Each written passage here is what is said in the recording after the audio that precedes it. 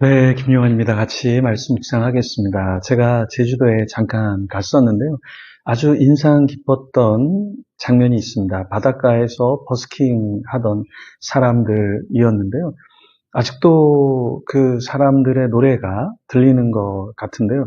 아무도 주목하지 않는데 그냥 바닷가에서 노래를 부르고 있었습니다. 피아노를 치는 사람도 있었고 기타를 치는 사람도 있었습니다.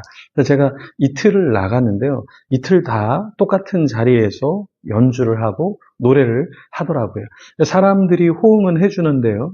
그 버스킹 하는 사람이 호응을 이끌어내니까 무안하지 않도록, 무색하지 않도록 환호도 해 주었습니다. 근데 제가 감명 깊었던 건 무엇이냐면, 사람들이 주목하지 않아도 내가 노래를 좋아하니까 또 노래를 통해서 사람들에게 사랑을 받고 살아가려고 계속해서 노력하는 그 모습이 너무나 크게 와 닿았습니다. 다른 것 아니라 노래를 통해서 공연비를 받고 또 사람들의 사랑을 받으면서 살아간다라는 것이죠.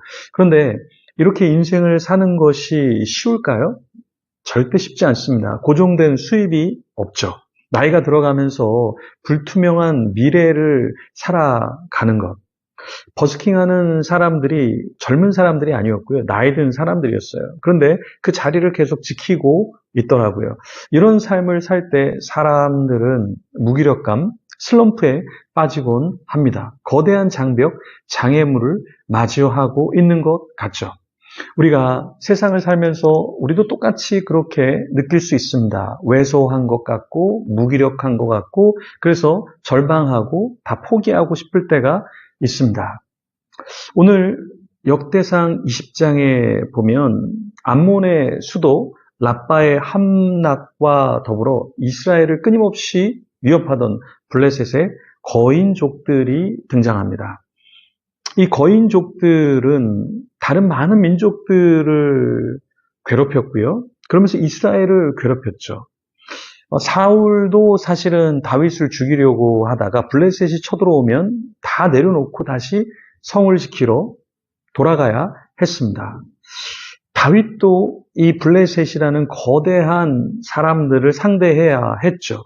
그런데 그것이 쉽지는 않았을 겁니다. 버스킹 하는 사람들이 미래의 불투명한 것과 사람들이 다 인정해 주면 좋지만 어떤 사람은 노래를 못한다 이야기할 수도 있는 거고요. 인정해 주지 않을 수도 있잖아요. 그런데 그러한 현실에서 꿋꿋하게 자기를 지키면서 싸워간다라는 것은 사실은 쉬운 것이 아니죠. 특별히 이 가나안 족속들, 거인족들, 그 사람들이 공격해 올 때 얼마나 주눅이 들고 무기력함을 느낄까요? 그런데도 다윗은 그리고 다윗과 함께한 사람들은 끝까지 싸워서 이겼습니다. 그러니까 우리도 이것을 좀 배우면 좋겠습니다. 본문 속으로 들어가서 어떻게 싸우고 어떻게 이겼는지 같이 우리 숙고하면 좋겠습니다. 1절입니다. 해가 바뀌어 왕들이 출전할 때가 되매 요압이 그 군대를 거느리고 나가서 암몬 자손의 땅을 격파하고 들어가 라빠를 에워싸고 다윗은 예루살렘에 그대로 있더니 요압이 라빠를 쳐서 함락시키매 다윗이 그 왕의 머리에서 보석 있는 왕관을 빼앗아 중량을 달아보니 금 한 달란트라. 그들의 왕관을 자기 머리에 쓰니라. 다윗이 또 그 성에서 노략한 물건을 무수히 내오고 그 가운데 백성을 끌어내어 톱과 쇠도끼와 돌서래로 일하게 하니라. 다윗이 암몬 자손의 모든 성읍을 이같이 하고 다윗이 모든 백성과 함께 예루살렘으로 돌아오니라. 다윗은 함락시킨 라빠에서 탈취한 왕관을 자신의 머리에 썼죠. 근데 이 무게가 얼마나 되냐면 금 한 달란트라고 했습니다. 금 한 달란트는 약 32kg 정도 됩니다. 금액으로 따지면 오늘날로 환산해 보면 한 2억 정도 되는 그런 가치를 가지죠. 이러한 무거운 금을 자신의 왕관으로 보석 있는 왕관을 삼았습니다. 얼마나 기분이 좋았을까요? 근데 다윗과 함께한 요압 그리고 그 백성들은 또 싸워야 할 그런 사람들이 있었죠. 그 사람들이 누구였습니까? 앞에서 언급했던 블레셋이죠. 이 블레셋과 싸울 때 이 싸움이 그렇게 쉽지는 않았을 겁니다. 왜냐하면 그 사람들은 거대했기 때문에 쉽지 않았죠. 그래서 4절에 보면 이후에 블레셋 사람들과 게셀에서 전쟁할 때에 후사 사람 십부게가 키가 큰 자의 아들 중에 10배를 쳐 죽임에 그들이 항복하였더라. 자, 거대한 민족 앞에서 주눅들지 않고 자신들이 해야 될 싸움을 계속해서 했죠. 그리고 승리를 했습니다. 사실 우리가 싸우는 싸움은 지속된 싸움이에요. 한 번만 이기면 딱 끝나는 것이 아니라 계속된 싸움입니다. 어떨 때는 이기는 것 같고, 어떨 때는 지는 것 같고, 어떨 때는 사람들이 인정해 주는 것 같고, 어떨 때는 사람들이 인정해 주지 않는 것 같아요. 그래서 업다운이 있기도 하고, 흥망성쇠가 있기 때문에 기뻤다가 슬프기도 하죠. 그럴 때 우리는 어떻게 해야 될까요? 혼자 싸워서는 안 된다. 함께 더불어 싸워야 한다라는 것입니다. 여러분, 다윗이 승리했다라고 말하지만 다윗 혼자 싸운 것이 아니죠. 요압이라는 장군이 있습니다. 또 5절에 보면 다시 블레셋 사람들과 전쟁할 때에 또 누가 있었습니까? 야일의 아들 엘하난이 있었죠. 이렇게 4절에서도 십부게가 키가 큰 자의 아들 중에 10배를 쳐 죽임에 이렇게 말했죠. 그러니까 다윗과 함께 했던 장군들이 있었고 장군들만 있었던 것이 아니라 그 백성들이 함께 했다라는 거예요. 그래서 싸움은 혼자 하는 것이 아니라 같이 하는 것입니다.